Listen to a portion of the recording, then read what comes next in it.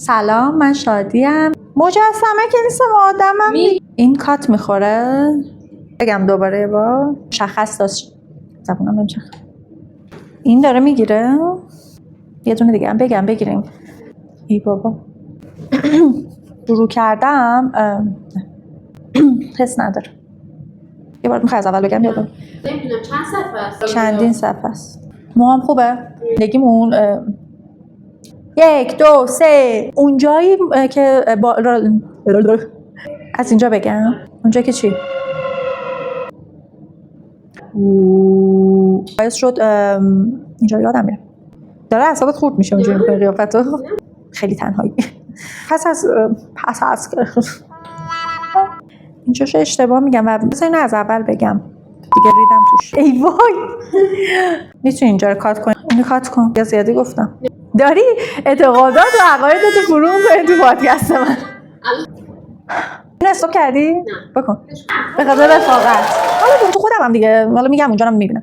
مورد سوم اینه که مورد سوم چی بود؟ نه بری بالا.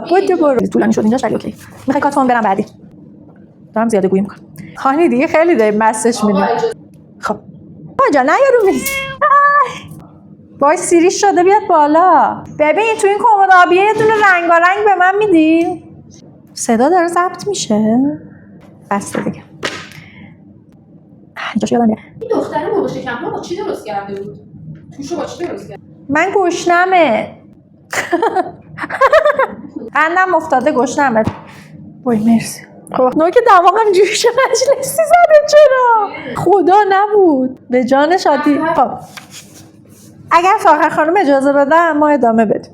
ارباب رجوع موهام خوبه؟ بچه دعوا نکنید. Oh my god. بفرمایید پیشته. تا دیروز دعوایی نداشتی عشقا. بشکی برو. مغز مردها مثل آهان نیست. آقا یه دقیقه. اما کاربردش مشخص. اینجاش خوب نبود ها.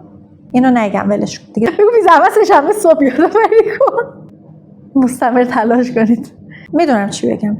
چرت گفتم آخرش. دیگه نمیگم دیگه.